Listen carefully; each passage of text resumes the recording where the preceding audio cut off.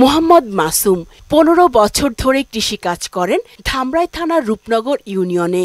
দীর্ঘ তাপপ্রবাহে পুড়ে যাওয়া মাঠ দেখাতে গিয়ে কষ্টের কিছুটা তুলে ধরেন মোহনা টেলিভিশনের ক্যামেরায়। 2 দিন 4 দিন পর পর যদি আমরা 1 ঘন্টা পানি দেই আর পানি দিতে পারতাছি না, কারণ লেওয়ার নিচে নেমে গেছে গা।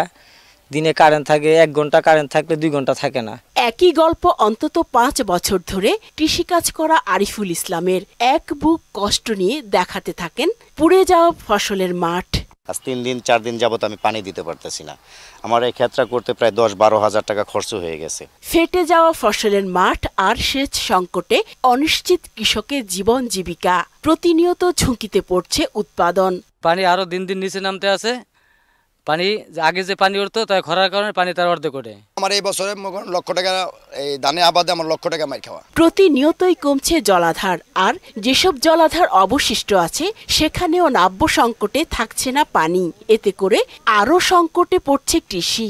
কোনো জমিতে কিন্তু ইরিগেশন দিতে পারছে না, কারণ ইরিগেশনে ইলেকট্রিসিটি পায় হচ্ছে রাতের বেলা, তা হচ্ছে 1 ঘন্টা আধা ঘন্টা করে পায়।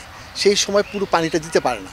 পানি একটু এত মাটি গরম হয়েছে বা ওয়াটার লেভেল এত নিচে নেমে গিয়েছে যে এখন যদি পানিও ঢালে কিছুক্ষণ পর আর পানি থাকে না। খুবই ক্ষতিগ্রস্ত হবে কৃষকরা, এবং কৃষকদের মাঠে যে খরচ করেছে সেই টাকাটাও তারা তুলতে পারবে বলে আমার মনে হয় না। তাপপ্রবাহ 35 ডিগ্রি বা এর বেশি হলে এবং সে সময় বৃষ্টি না হলে ধান গাছে হিটশক হওয়ার আশঙ্কা দেখা দেয়। ধানি জমি সেখানেও পানি দিতে পারছে না, তাহলে তো ইল যদি কমে যায় তাহলে অর্থনীতির উপর ব্যাপকভাবে ক্ষতিগ্রস্ত হবে। কারণ আমরা হচ্ছে ধান নির্ভর জাতি। সারফেস ওয়াটার, নদী নালা খাল বিলে। সুদবিহীন ব্যাংকিং এর আত্মশুদ্ধির পথ এনআরবিসি ব্যাংকের ইসলামিক ব্যাংকিং আল আমিন। আমাদের পানি বাড়াতে হবে।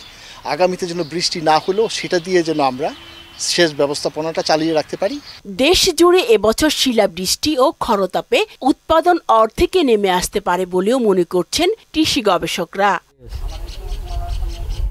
উষা ফেরদৌস, মোহনা সংবাদ, ঢাকা।